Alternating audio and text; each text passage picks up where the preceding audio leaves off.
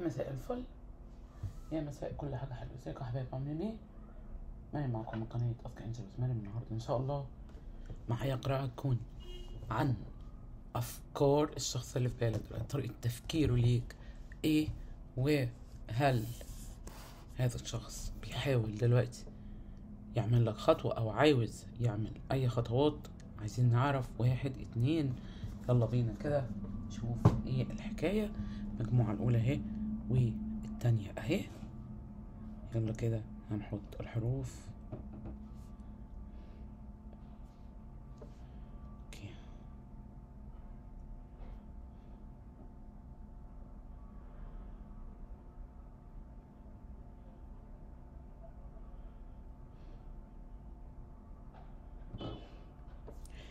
المجموعة الأولى أول حرف من اسمه والحجر الأخضر الكريستال اهي. جيم شين ضاد كاف خ د ب ق ز ط ظ ث ع. مجموعة الحجر الأحمر هو باين اهو. أول حرف من اسمه ذال ر ن س غ ه ل ح م ص ف واو ألف ي ت. 1 2. يلا بينا.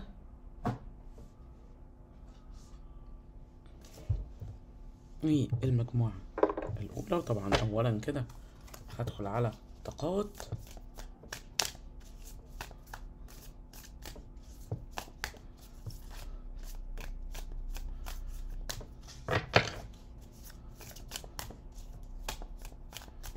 طاقتك الأول طبعا.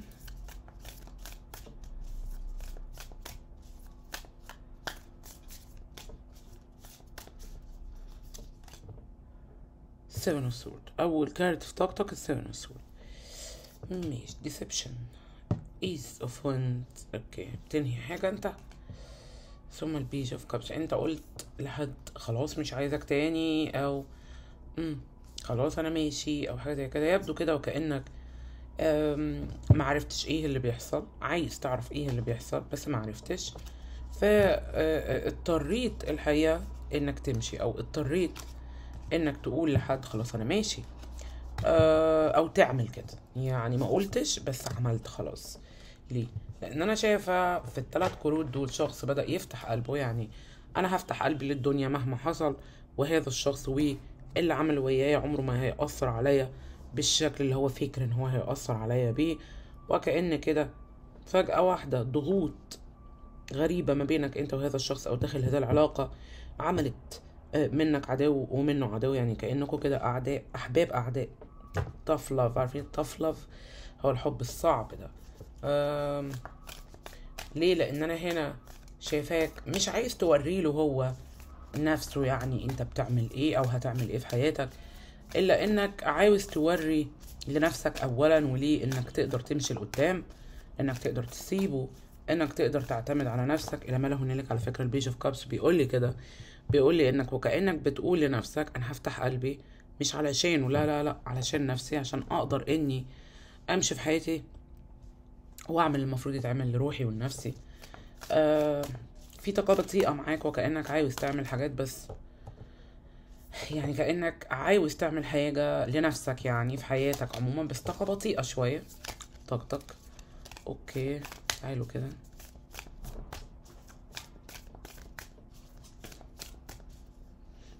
هذا الشخص وطاقته بقى، اول كارت في طاقته البيج اوف سورتس. طيب اول كارت في طاقته بيج اوف سورت، تاني كارت النايت اوف كاب، تالت كارت هنا هو الشات. ايه ده؟ السكس اوف كابس. اوكي انا دلوقتي عرفت ليه انت خلاص معصب قوي، متضايق قوي. بص، في مشكلة هنا انت مش واخد بالك منها في الطاقات، وهي ايه؟ انت كنت ماسك في العلاقة ديت اكتر من الشخص ده في وقت من الاوقات، ده واضح قوي قدامي. يعني ازاي؟ هنا اللي حاصل انه انت اللحظة اللي الشخص ده فيها بدأ يشوف حياته وقال خلاص انا هحط ورا ظهري وهمشي واتشافى، مش مشكلة في الطريق، بس المهم ان العلاقة ديت احط لها حد او تنتهي او ايا كان بقى اللي هو فكر فيه ساعتها. وكان يعني، هقولها لك ازاي. كمصمم، خليني اقولها لك كده، خليني اقول لك كمصمم انه الطريق اللي هو يمشي فيه ما رجعوش ليك تاني. تمام، يعني الشخص ده كان مصمم انه ينهي الدنيا. ماشي، اوكي. انت هنا ما كنتش متخيل ان هو مصمم ان هو ينهي الدنيا، فايه اللي حصل؟ قعدت انت على امل هنا، وواضح ان الامل لسه موجود. يعني موجود في طاقتك. دلوقتي انت بدأت تمشي لقدام، بس الامل كان موجود في طاقتك اتجاه هذه العلاقة، وان هي هتبقى كويسة بالنسبة ليه هو الحقيقة لا، هو كان افكاره وتخيلاته السلبية نوعا ما اتجاهك واتجاه العلاقة. معرفش ليه كده، احتمال هو الطريقة اللي كل واحد فيكو بيبص فيها بوجهة نظره يعني على الدنيا. ما هو ممكن انا طريقتي تكون ايجابية جدا، انت طريقتك تكون سلبية، فهو دوت اللي في التفكير يعني عموما. فدوت ايه اللي حاصل هنا، يعني اعتقد ده اللي حصل بالفعل. هو كانت طريقة تفكيره سلبية، وانت طريقة تفكيرك ايجابية اتجاه العلاقة، وهو دوت اللي عمل كده، اللي خلاك دلوقتي بتقول ياه.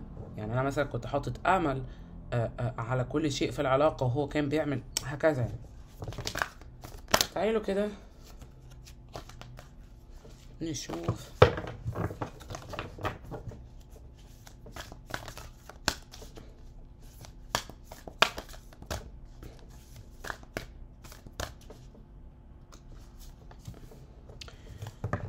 اول كارت ليك هنا الحقيقة في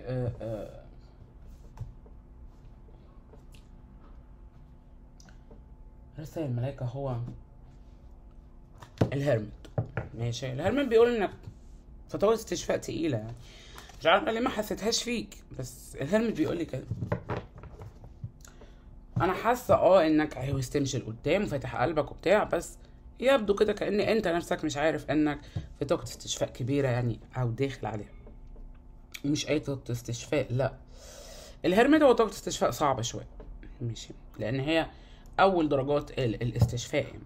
find or be a mentor, take a break from society, a commitment to your spiritual growth. انت محتاج، بص اقول لك حاجة، عارف ليه انت حاسس هنا ان الدنيا تقيلة عليك شوية؟ لانك انت دلوقتي الحقيقة محتاج انك تخش جوه نفسك، مش تطلع بره للدنيا للاسف. بس انت مش واخد بالك من كده. ايه ده يا مريم، انت بتشجعيني ان انا ما افتحش قلبي مثلا وامشي ادور على حالي؟ لا اطلاقا، طبعا بشجعك على كده، ولكن لازم برضو تبقى اوير او تاخد بالك من انك لازم تقعد مع نفسك تهيل، تستشفى. فاهمني؟ يعني الهيلينج او الاستشفاء مهما كان قاسي كده، انت طبعا الهرمت استشفاء قاسي جدا. مهما كان الظروف اللي هتحطك في الاستشفاء القاسي دوت، هي نفسها الظروف اللي حطتك في انك تفتح قلبك للناس وللدنيا ولبداية جديدة هنا. فاهمني؟ يعني انت عاوز تخلص من اللي انت بتفكر فيه، واللي الوضع عليه دلوقتي بينك مثلا انت وهذا الشخص، بس في نفس الوقت حاسس انك تقيل، هو ده اللي مبطئ خطوتك. فهمتوني يا جماعة؟ فلازم برضو تميل كده على استشفائك، ولازم تطورك الروحي تبقى attention to it، يعني تاخد بالك انك محتاج تتطور روحي، ومحتاج تطور في روحك وفي نفسك بانك تستشفى طبعا. على فكرة يا جماعة، الاستشفاء والتطور الروحي دوت هو الشيء اللي بيخلينا ننجح في حياتنا. من غيره بنفضل مكبوتين وكابتين جوانا المشاكل والصراعات والألم اللي حصل من العلاقات او من اي شيء عملنا فيه خبرة في حياتنا، صح ولا لا؟ اذا الاستشفاء ايوه مش حلو، اكيد مش حلو، مفيش استشفاء حلو يعني، مفيش حد موجوع وبيتألم يعني مبسوط، لا، بس لازم تمر بيه. وبرضه الاستشفاء ما يمنعكش انك تمشي لقدام وتشوف الدنيا فيها ايه. تعالوا كده خد لك كارت من الانجل ان انسيستور.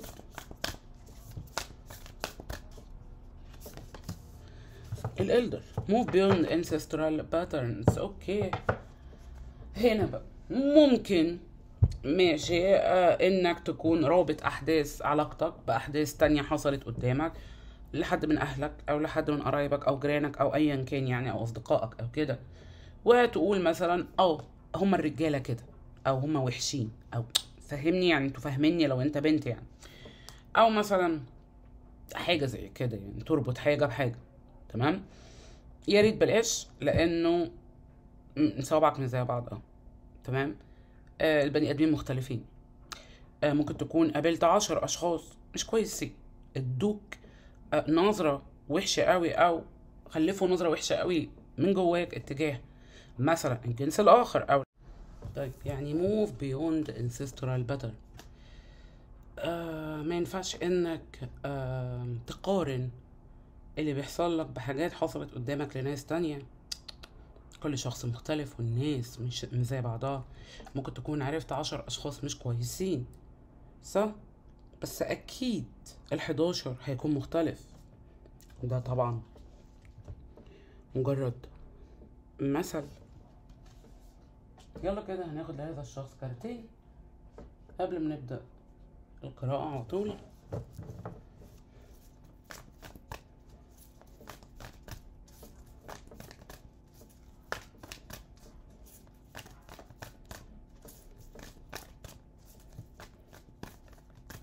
عايز اقول لك ايه، replay our conversation over and over. يعني هنا بيقول لك انه يبدو كده وانه بيسمع يعني الرسائل بتاعتكم وبيفضل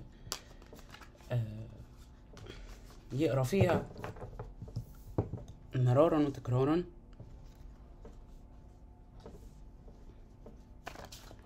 خد له كارت من هنا.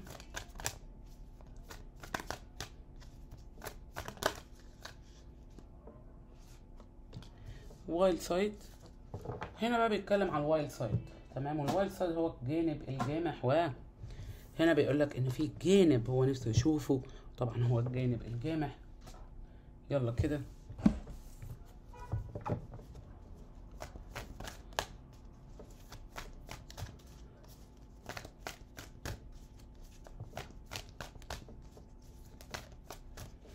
افكار الشخص ده عنك، الطريقة اللي بتفكر بيها في اي خطوة او اي شيء عايز يعمله. طيب السيفن اوف وان يبدو انك ممكن تكون لفت نظره، صح؟ لان هنا هو عارفين انت الشخص اللي عاوز يعمل حاجة، مش الستور. الايت اوف سورد، الفور اوف بنتكل، النايت اوف وند، وبعديها اللوفر.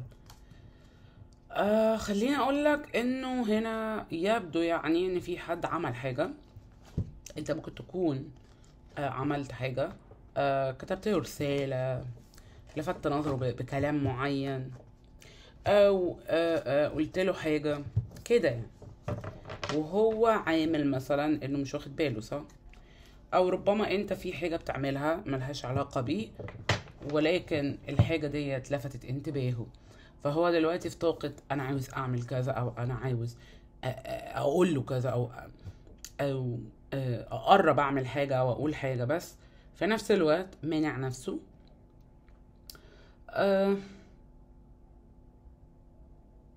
عارفين الشخص اللي بيدور طول عمره على علاقة مستقرة وهو بيدور عليها بشكل غلط، ماشي، واي علاقة بيخش فيها بيقول ليه كده، ليه انا، ليه مش عارف هو.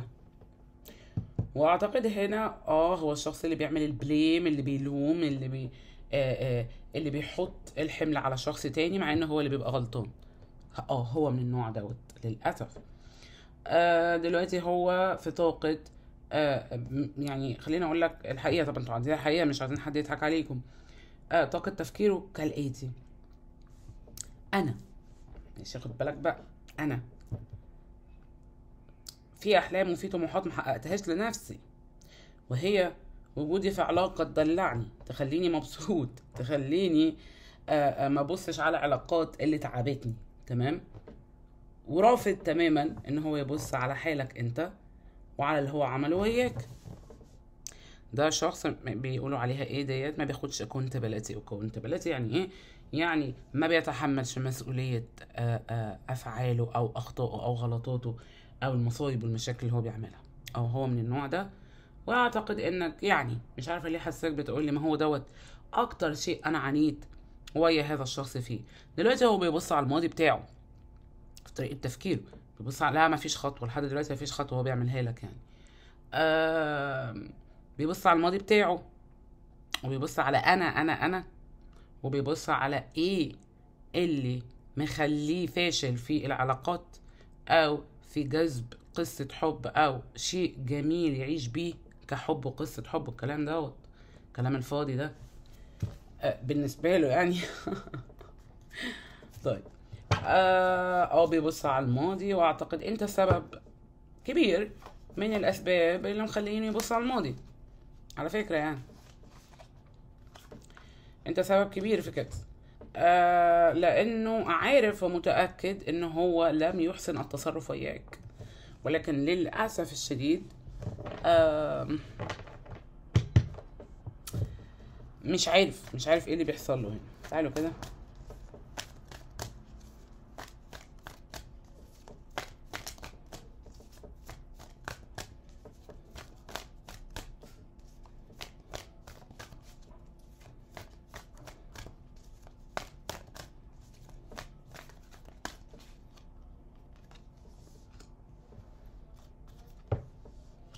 Five of Swords، Ten of Cup، King of Cup. التاني طب مش تقولي كده، ولا نسي ولا قادر ينسى ولا عمره هينسى. وعلى فكرة ده مش مجرد كلام ولا أغنية أنا بغنيها، لا دي الحقيقة. Six of Swords، الإمبرس معاها السكس اوف سورد بتمشي، الإمبرس بتمشي هو أنت، ثم بعديها الناين اوف بنتكل، بعديها الايت اوف كاب، برضه ناين اوف بنتكل، بعديها الايت اوف كاب، بتمشي انت هو واخد باله من دوت. والموضوع يعني لو انا من هنا للصبح فضلت اقول لك قد ايه الموضوع تقيل عليه انت مش هتصدقني. بس هوريك كمان علشان تبقى مطلع معايا على اللي بيحصل ويا هذا الشخص. تمام. بص بقى، خد بالك بقى، ماشي. هنا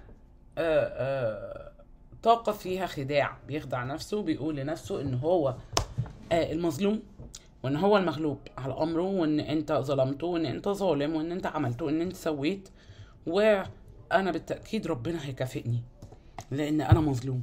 على فكرة يا جماعة ده يعني انا ما شوفتش كده كتير، يعني ان حد يشوف نفسه مظلوم بس وهو مش مظلوم. لان هنا هذا الشخص انتوا عارفيني لو مظلوم هقول لكم صح ولا لا ده مش مظلوم، ده شخص ابن، سموها زي ما سموها بقى، هو ابن كده، ماشي. لا الشخص ده مش مظلوم، شخص خاين جدا، في خيانة هنا.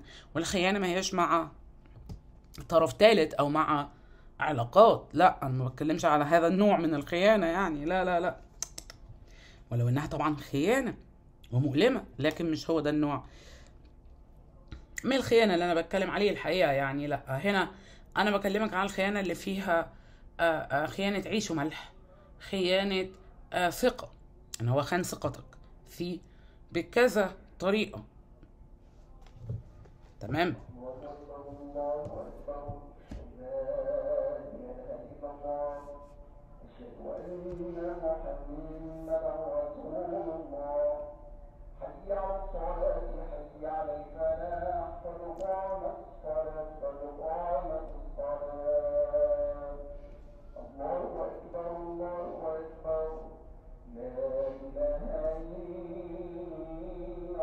الشيخ احمد عنده برد، فاليومين دول ما بيقدرش يأذن، فبيقيم الصلاة بس. بس برضه حتى هو عنده برد صوته جميل الحقيقة. ماشي يلا بينا كده. ماشي، انا قلت هو خاين عيش وملح، مقرف، شخص مقرف. وسامحوني قوي ان انا بقول كده، ان انا متأكدة ان الشخص ده ممكن يبقى ابو اولادك، ماشي. او ممكن يبقى تبقى مثلا هي ام بنتك او ابنك او ايا كان يعني. فاللي انا شايفاه قدامي، عارفين لما يقولوا لك لا الشخص ده ما هوش امين، او الشخص دوت، طب هقولها لك كده باسلوب او بطريقه تانية، الشخص ده بيتكلم عنك في الاوقات مثلا ان انتوا الاتنين زعلانين فيها مع بعض. دي ابسط حاجه ممكن اقولها لك على عدم امانه الشخص ده مثلا. تمام. الشخص ده ممكن يكون متعمد طول الوقت ان هو ما يشوفش غلطاته في حقك. تمام. ودوت شيء اعتقد في زمان في وقت من الاوقات كان بيوجعك قوي، لانك اكيد لازم اي بني ادم بيحب ان الناس تشوف ان هو مظلوم في كذا، او ان هم جم عليه في كذا، بالذات الناس اللي انت بتهتم بيها، الناس اللي انت بتحبها، الناس اللي ولكن اللي حصل غير كده تماما يعني. اللي حصل هنا اني انا قدامي بني ادم متعمد طول الوقت ان هو يطلع نفسه ملاك، مع انه العكس تماما تماما.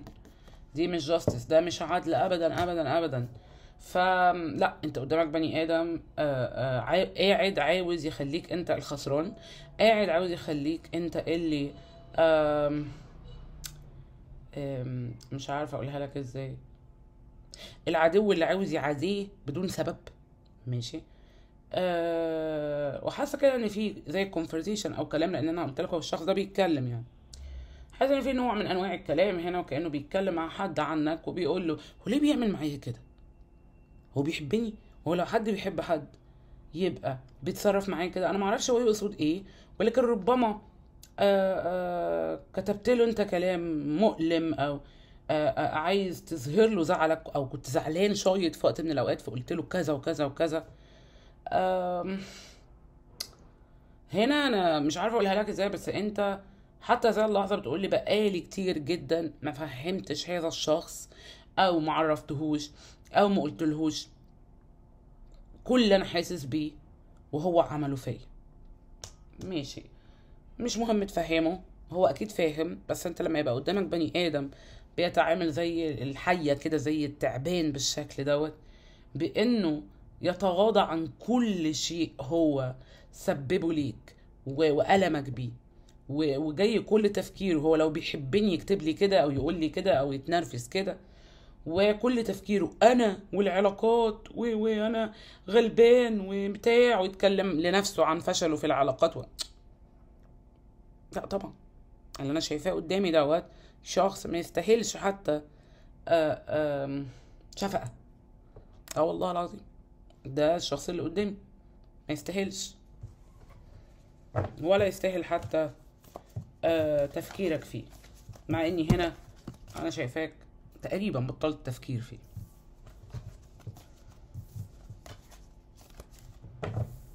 او بتحاول تبطل تفكير فيه.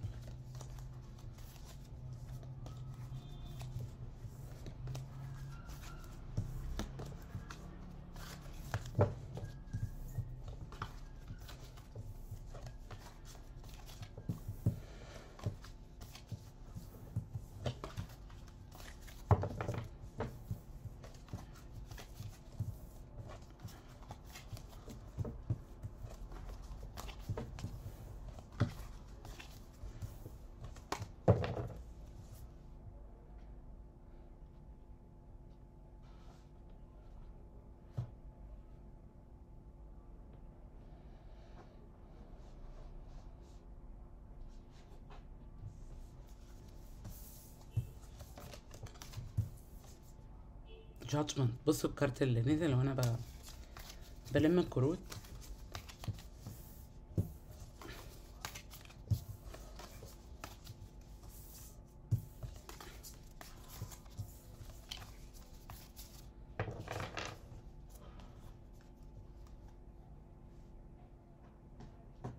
فقرة كده بإذن الله هبدأ أجربها لكم النهاردة.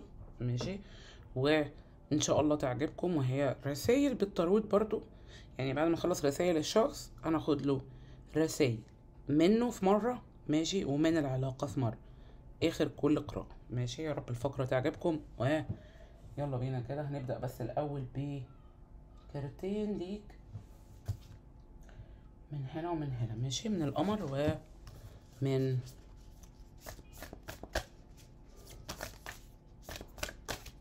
الله. كارت نزل لوحده الحقيقة، وهو القمر الجديد في برج الأسد. بيقول لك ايه؟ بيقول لك confident، الثقة في النفس طبعا. confident to be confident، ان انت يبقى عندك ثقة في نفسك يعني.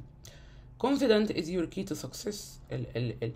الثقة في النفس هي مفتاح نجاحك. القمر الجديد في برج الأسد بيقول لك كده. مش تعالوا كده خد لكم كارت من المرماليد. شوف كده ملكة يقول لك ايه.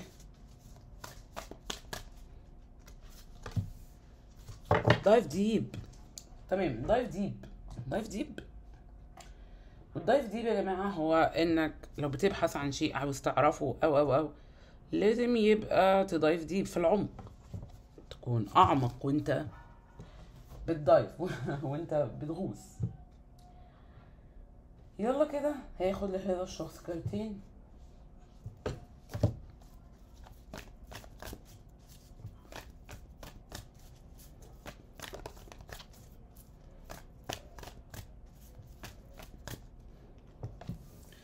ماشي، اللي بيقول لك انه سابك قبل ما انت تسيبه. ده اعتراف، ده يعتبر اعتراف ده.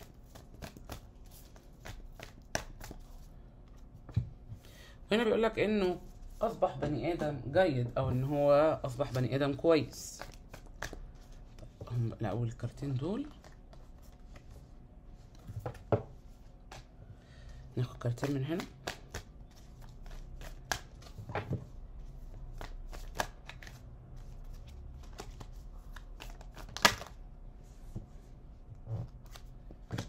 need time to heal. هو فاكر نفسه ان هو بقى بيتشافى وان هو بقى تعبان نفسيا بسببك وهكذا يعني. وانا لاحظت دوت على فكرة داخل القراية يعني. هنا attention of other ازاي يعني؟ عاوزك تفضل مهتم بيه، اعتقد عاوزك تفضل عايزه طول الوقت، ما تقولوش لا ابدا، تفضل تحاول معاه، تفضل تقوله وتعيد له. اعتقد هذا الشخص يعني الانا بتاعته هي اهم حاجة يعني في حياته. يلا كده هنعمل اللي احنا قلنا عليه. هاخد لهذا الشخص كام رسالة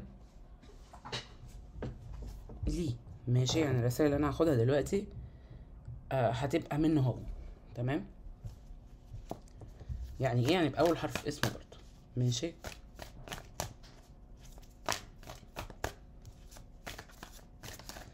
هتكون الكروت طاقتين. ماشي، وخمس كروت لكل كارت طاقة، وبرضو الطاقتين طاقته هو الناين اوف واند. وما تنسوش انه ظهر له التين اوف واند جنب الكينج اوف كاب في القراءة. شفتوا لما قلت لكم ياه موضوع تقيل قوي بالنسبة له يا جماعة عشان قلت كده. طيب دلوقتي بيظهر اول كارت طاقة ليه هو الناين اوف واند. هنحلل كارت الطاقة دوت ونشوف ايه الرسائل هنا اللي في طاقته.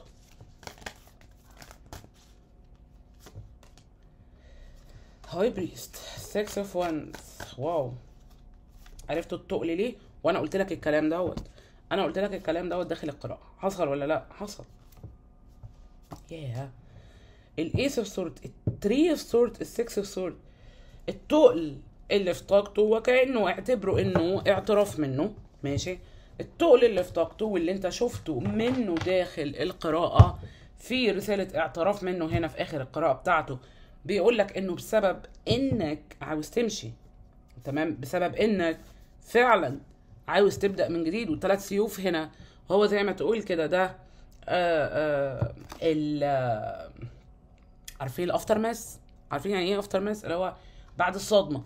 ماشي، هو مصدوم من انك فعلا اخترت انك تمشي. خدوا بالكم يا جماعة، السكس اوف واند هنا، السكس اوف سورت هنا. ماشي، واول كارت طاقة ليه هنا الناين اوف واند. ده التقل اللي في طاقته، ده التقل اللي في طاقته اللي احنا شفناه داخل القرايه جنب الكينج اوف واند. تمام، ماشي. بصوا بقى الكارت اللي نزل هنا تاني كارت طاقه ليه هو انت الكوين اوف كاب. شوف ايه ده، الايت اوف واند مش ممكن، ناين اوف واند، ايت اوف واند مش ممكن، التقل ده مش ممكن.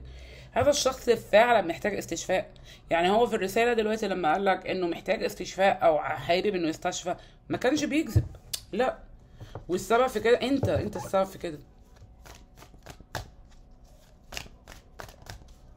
اوكي، 8 اوف 1 7 اوف 1 مش كويس، مش كويس. التدرج دوت في طاقته، طاقة هذا الشخص التدرج فيها مش حلو. 2 اوف 1 الوندات مشاكل، صح؟ البيج اوف 1 واو، الديفل، ياه بصوا هو جنبه ايه، الفايف اوف 1 واو. وهنا زي ما تقول كده رسالة انت بعتها له، كلام انت قلت، في حاجات وجعاه جدا يا جماعة، في حاجات وجعاه.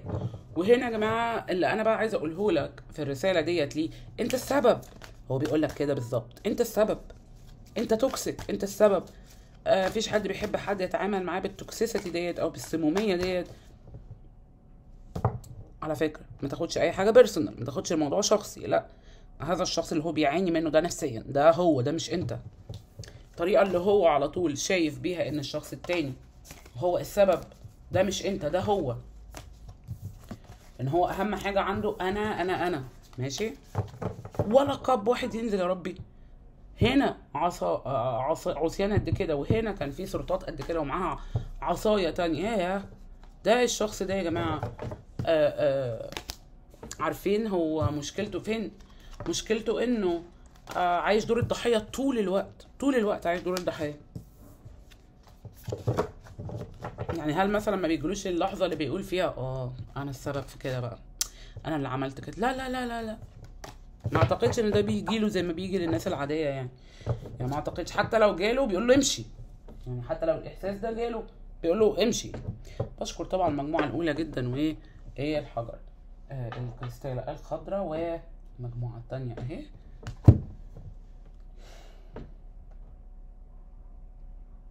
اوكي،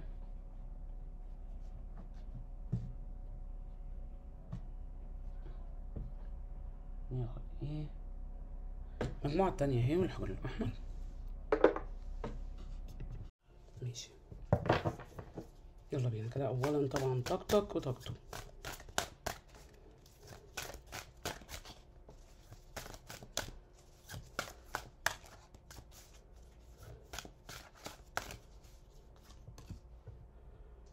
سيفن اوف كوين،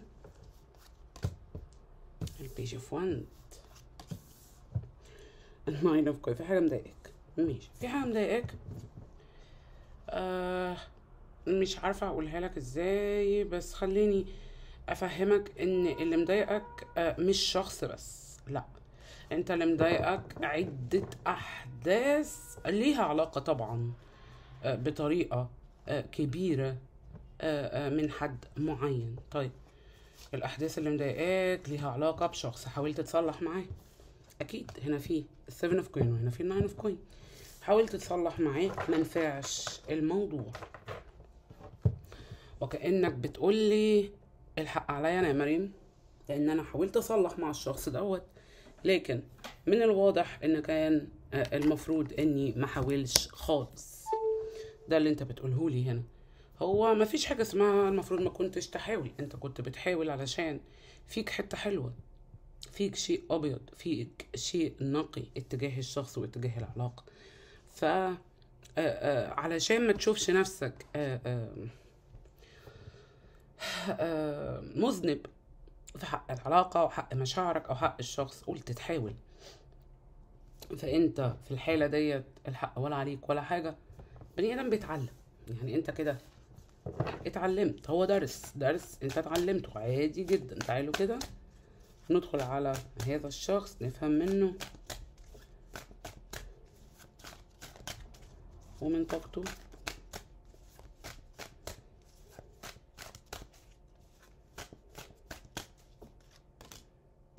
تو اوف كوين، بيفكر.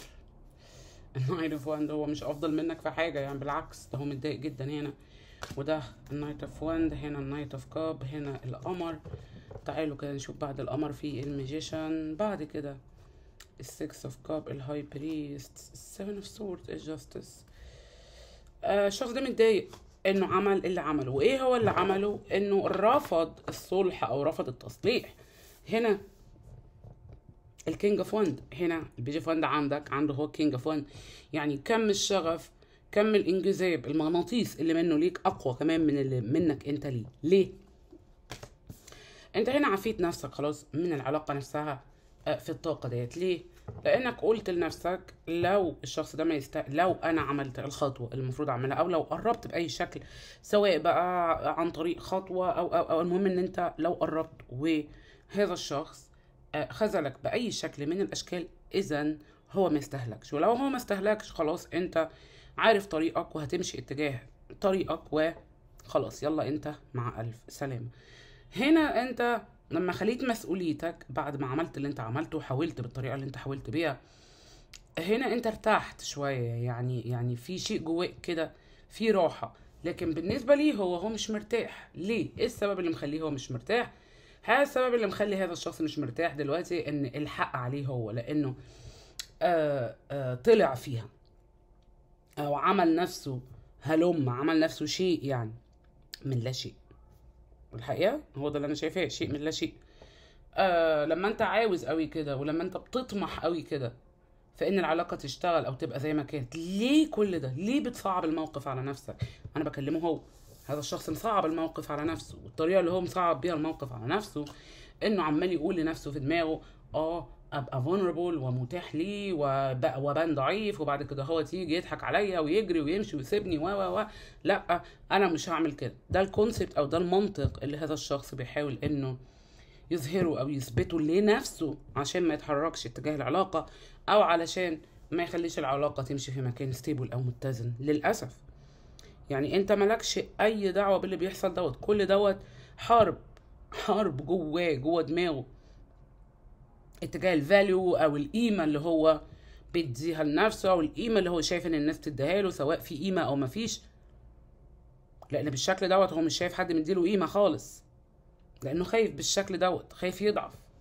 قلنا 1000 مرة ان الضعف في المشاعر او في العلاقات، او ان انا اكون ضعيف شوية اتجاه الشخص اللي انا بحبه او في مشاعري او كده، هو كل دوت طبيعي جدا، كل ده طبيعي جدا، ما يستدعيش ابدا المخاوف اللي انا شايفاها منه هنا، سواء في التو اوف كوين او المخاوف اللي انا شايفاها منه في الناين اوف وان. مخاوف فظيعة ملهاش اي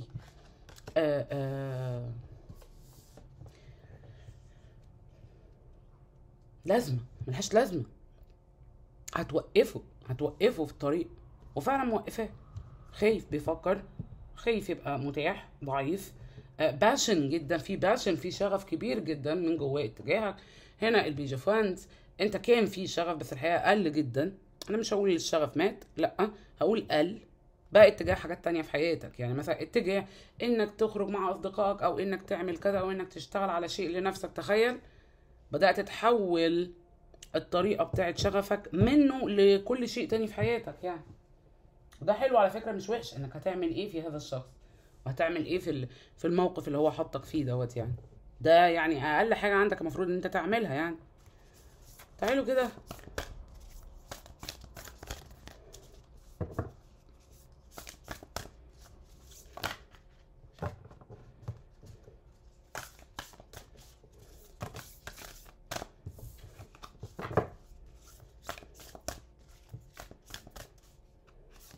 اول كارت ليكم انتوا من الملائكة هو الارث ماذر.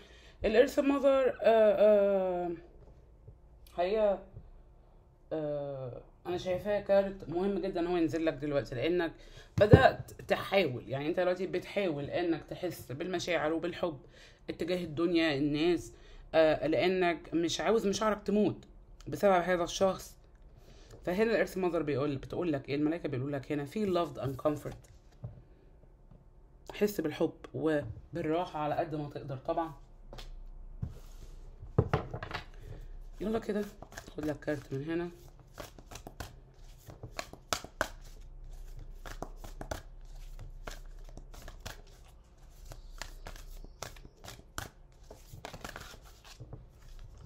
البرنس اوف ويندر seek out an intellectual solution to your problem. انت محتاج حل عقلاني لمشكلة ويا هذا الشخص، مش حل بالقلب، لا، حل بالعقل. طيب the need to act quickly and decisively. طيب كمان محتاج انك تتصرف في شيء بسرعة على قد ما تقدر. sudden or unexpected change، كمان في احداث فيها تغييرات سريعة هتقابلها. تعالوا كده ناخد لهذا الشخص كارتين كده ولا حاجة، نبدأ بيهم رسايله.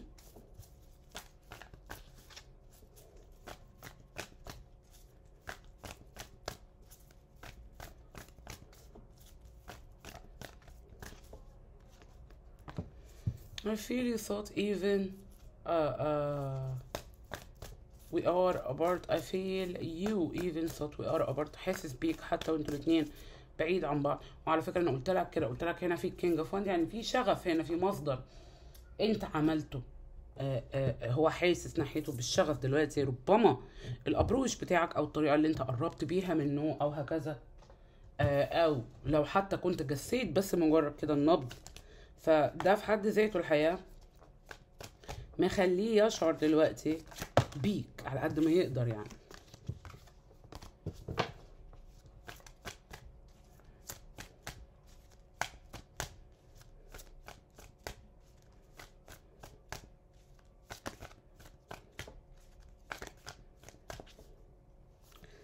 ماشي. لوست بيقول لك هنا انه يشعر بضياع من غيرك.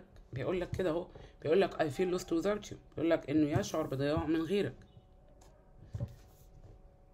يلا كده.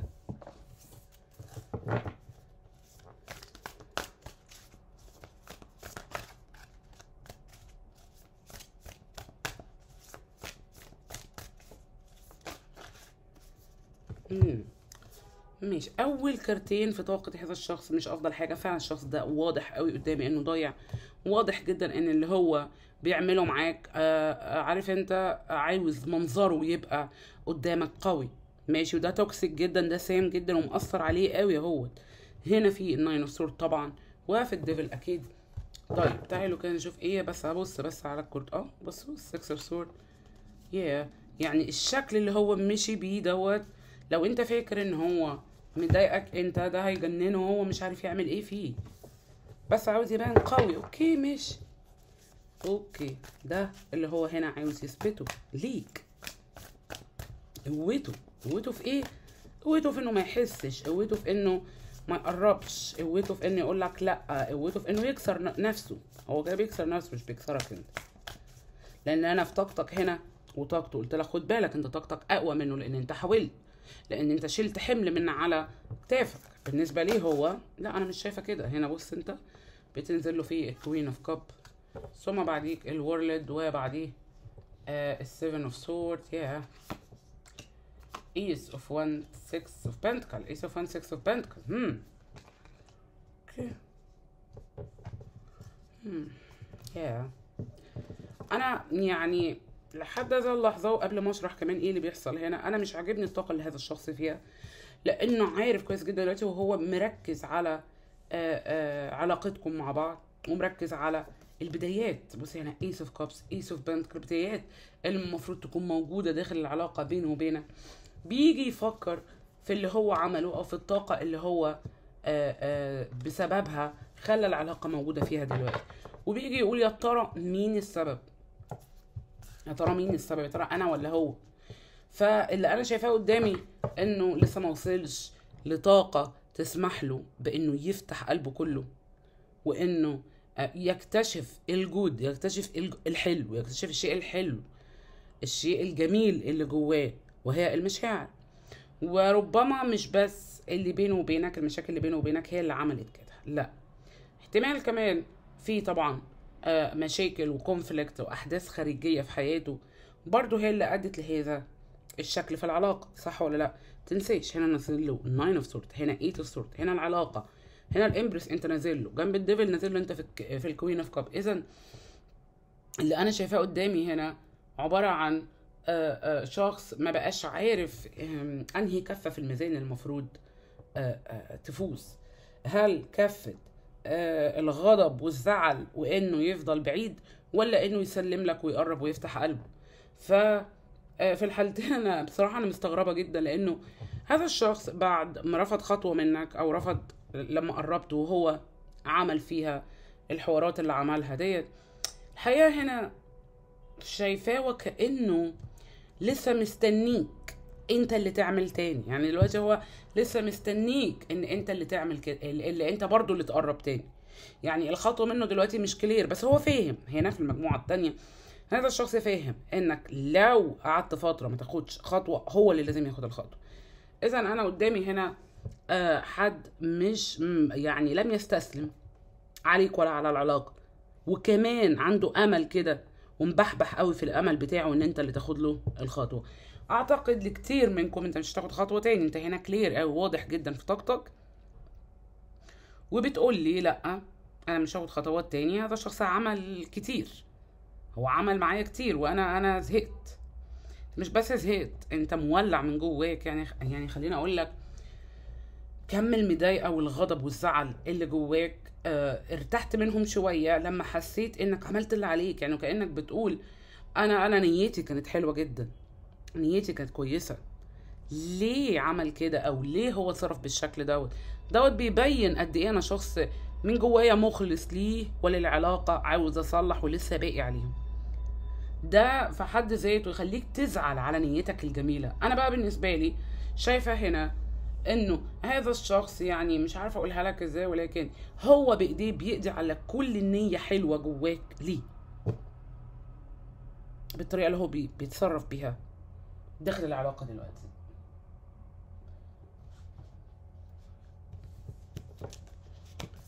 ماشي، تعالوا كده خد لكم كارت من القمر. طبعا ليكوا انتوا بطاقتكم انتوا.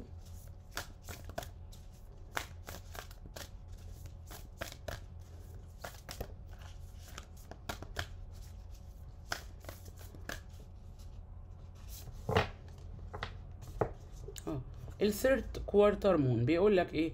بيقول لك adjustments are required. طيب خفف عن نفسك شويه الحمل، لان انا فعلا حاسك شايل حمل المشاكل اللي حاصله، وحتى شايل الحمل ان هو يعمل خطوه ما يعملش خطوه، ازاي ومش ازاي. المفروض ان انت اتعودت على اسلوبه وطريقته. واعتقد فعلا انت وصلت لطاقه خلاص ما بقتش باقي قوي، ما بقتش متوقع منه زي ما كنت متوقع في وقت من الاوقات. فهنا ريح نفسك شويه، حاول انك تقيز. يعني ايه تقيز؟ يعني تسهل مشاعرك على نفسك نوعا ما، طلعها، ابكي، اعمل اللي انت عاوز تعمله، لكن ما تكتمش، ما تكبتش. تمام؟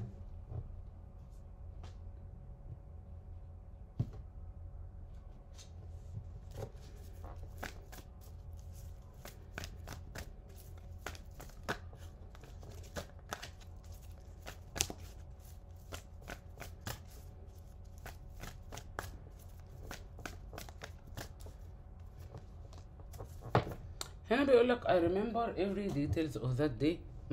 معرفش يمكن لما انت قربت له مؤخرا او حاجه عمال لسه يفتكر فيه اللي كان بيحصل او في اللي انت كنت بتحاول تعمله وياه وهكذا. يبدو يعني انه هو عايز يقول لك انه ده ما خرجش من باله، يعني ما خرجش من دماغه لحد دلوقتي. خد له كارت من هنا اهو. هنا هو بيقول لك اللي فيها، يعني هو هنا بيقول لك اللي فيها، بيقول لك الايموشنال انتمسي. طبعا الايموشنال انتمسي هي المشاعر اللي هو مش عاوز يبقى فولنربل فيها، مش عاوز يبقى متاح فيها. وهنا بيقول لك بيقول لك انه عنده مشكله في عنده مشكله في الطريقه اللي بيخرج بيها مشاعر، الطريقه اللي هو بيحس بيها بالمشاعر، مثلا بالحب او بالاشتياق او وبيفضل كابتها جواه مش عاوز يطلعها. ده المشاكل في الانتمسي، في الطريقه اللي الشخص بيكون متاح بيها او مش متاح بيها. وهنا انا قدامي شخص بيحاول انه يحارب كل انواع المشاعر الحلوه اللي ممكن تطلع من جواه، فهو بالشكل بيفضل يحاول يكبت هذه المشاعر.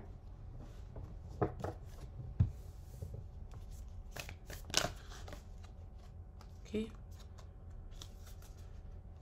بيج اوف كابس بعديه الامبرور. هيعمل خطوه لو انت ما عملتهاش، حتى لو بعد فتره، بس هيعمل خطوه لو انت ما عملتهاش. الناين اوف ماشي، القمر، الناين اوف بنتكل، السكس اوف كابس، تو اوف سورد، 10 اوف وان، الفايف اوف سورد، التري اوف وان. هو دلوقتي مستنيك وقلبه وجعه، شايفين اهو.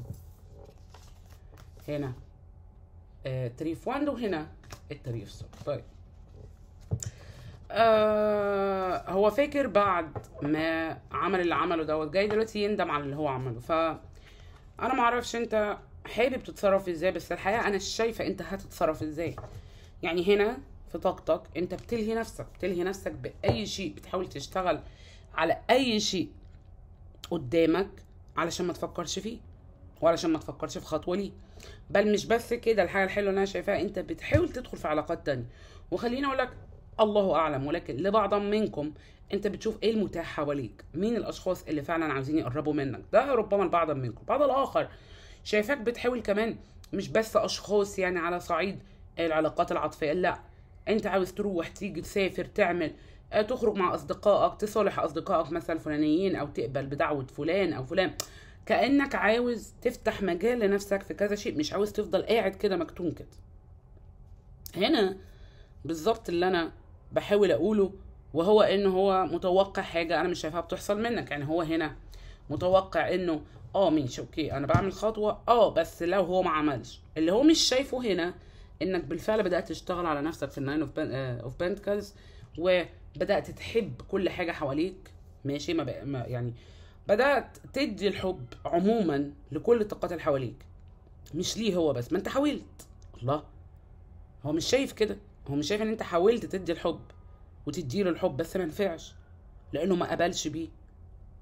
ده يا جماعة هو حر. شايفاه كده وكأن طريقة أفكاره فيها مش هقولك بقى اللي يحصل يحصل، لا، الكام فعل اللي انت عملته الفترة اللي فاتت، او كام رد فعل انت عملته الفترة اللي فاتت وياه، اداله احساس ان انت عايزه جدا، وان انت كل فين وفين لازم تكلمه، او لازم توصل له، او لازم تقرب منه. اعتقد ده اللي انت دلوقتي بتحاول انك تكدبه. ماشي، وعلى فكرة انت مش هتحاول تكدبه كده، لا، انت صريح صريح قوي في مشاعرك بالذات معاه، او كنت صريح في مشاعرك معاه.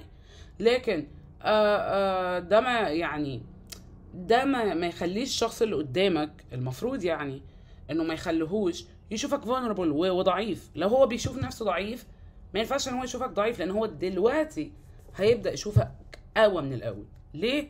لان زي ما انا قلت لك، انت بدأت هنا تعرف ايه اللي ناقصك. يعني انت هنا بدأت تعرف ايه اللي ناقصك، واللي ناقصك هو الشيء اللي بيخليك ترجع لهذا الشخص كل مرة، او تحاول معاه كل مرة هو ما بيحاولش فيها. اللي ناقصك طبعا انت، وانا قلته لك هنا وده اللي انت عارفه، انك تفتح مجال لنفسك عموما في الدنيا، وتاخد وقتك، ما تبقاش مستعجل. خد وقتك، تمام؟ واثناء ما انت واخد وقتك، او اثناء ما انت بتاخد وقتك ماشي مع الدنيا ومع الناس حواليك وكل حاجة، حاول انك تتجنب ان انت اللي تعمله الخطوة تاني، لان دوت بيصعب الامور عليك وبيسهلها عليه. انت كل لما هتيجي تحاول وياه، يعني مثلا نفترض انك كنت بتحاول معاه كل اسبوع، فجأة واحدة بدأت تحاول معاه كل اسبوعين، فخلال الاسبوعين ده كان خايف جدا ويقول ايه ده خلاص مش هيتكلم معايا تاني. بعد كده لما انت بدأت تتكلموا بعد الاسبوعين دول، بعد كده هو بعدك ما بقاش يخوفه قوي، لان بيقول المرة اللي فاتت كان اسبوعين، يبقى المرة دي 3 اسابيع، المرة اللي فاتت كان. فهمت اقصد ايه؟ وبعدين ما تخليش ابتعادك عنه مرهون. يعني ايه؟ يعني ما تقعدش منتظر انك بعيد وبتوجعه وتقعد ما تعملش حاجه لنفسك. لا، قوم اشتغل على نفسك دلوقتي. انت يعني شايف انا بقوله لك ده، انت هتبدا تفكر فيه، وخد دي نصيحه ليك.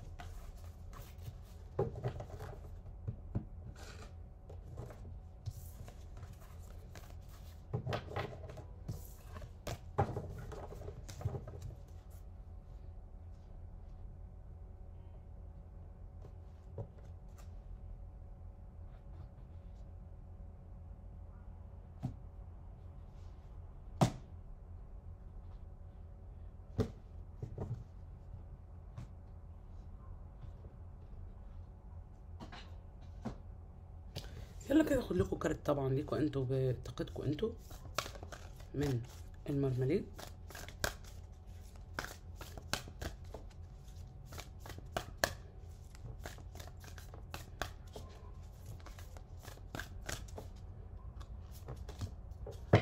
لايت، ماشي.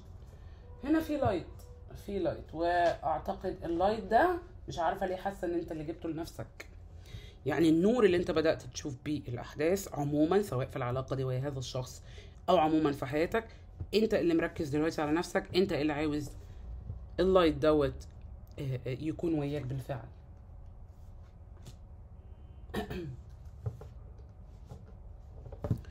يلا كده هناخد لهذا الشخص كام كارت.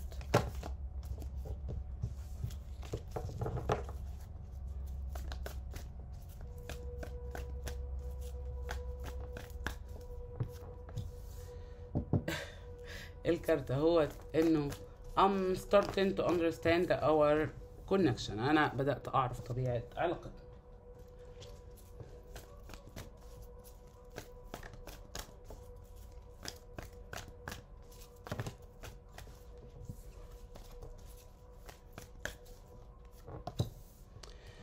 It's time for me to heal now. وهنا I wonder if you are happy without me. هنا بيقول لك بتساءل لو انت مبسوط من غيره، وهنا ده الوقت اللي انا عاوز اتشافى فيه. طيب ناخد له كارت كمان من هنا.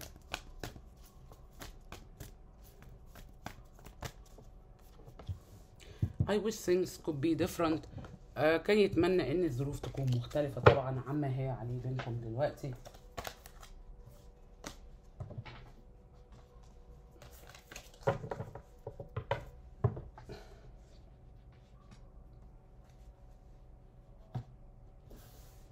يلا كده ناخد له كام كارت من هنا.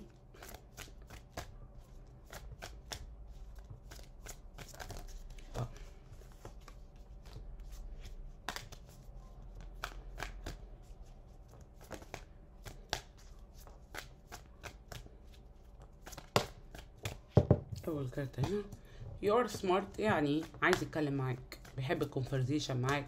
ده معنى الكارت ده على طول بيفكرني بان الشخص عاوز يعمل كونفرزيشن او عاوز يعمل حوار.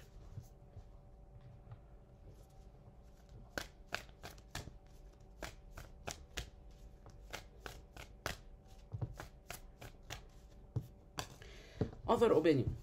الاذر اوبينيون يا جماعه او الاراء التانية هي الاراء اللي حواليه، المجتمع، العادات، التقاليد، الحاجات اللي بيشوفها في المجتمع والعادات والتقاليد والكلام ده كله. ممكن تكون احيانا بتبقى حائل بينكم انتوا الاتنين داخل العلاقه بتاعتكم يعني. هنا بيقول لك يو ار ماي فيفورت. يو ار ماي فيفورت ديت بمعنى على فكره انه انت الشخص اللي هو بيحب يتكلم معاه سواء يعني اي حاجه بتحصل في حياته، انت الشخص اللي بيحب انه يشاركوا هذا الشيء. تعالوا كده بقى هاخد له كارتين طاقه فيهم رسائل ليه هو.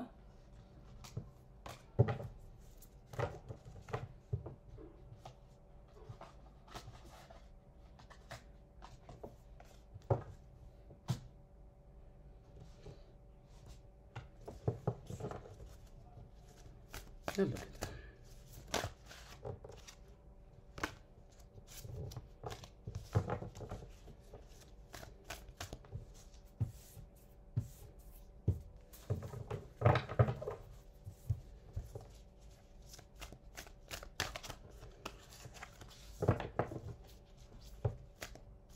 شعر برنس عشان بيطير في الهوا بس ماشي. اول كارت رسالة او اول كارت طاقة للفول. ماشي تمام. جراءة المفروض، في شجاعة، عايزين نفهم ايه الحكاية. 5 كروت تحليل. الستار، الجادجمنت، النايت اوف كاب، الكينج اوف بنتكل، التري اوف سورد. اوكي قلبه وجعه. انا قلت لك كده، قلت لك كده من اول ما بدأت كروت الطاقة بتاعته تنزل. عاوز يقرب وعاوز، لكن يشعر وكأنه إذا عمل دوت هيبان ضعيف. وهنا ضعفه موجود في ال3 سيوف، في المخاوف، في المخاوف. مخاوف ايه؟ المخاوف من انه يكون متاح. مفيش حد عاوز يبقى متاح الا الشخص القوي، صح ولا لا؟ هو هنا بيفكر في الكارت دوت، هنا في الفول بيفكر انه يبقى قوي، عاوز يبقى قوي، لكن بقيه الظروف منعاه من دوت. هنا الجادجمنت بيفكر في اللي حصل قبل كده عموما بقى في حياته بقى، في العلاقات او بيفكر في اللي بيحصل وياك، وبيقول ان قلبه هيوجعه. تعالوا كده نخش على التاني كارت.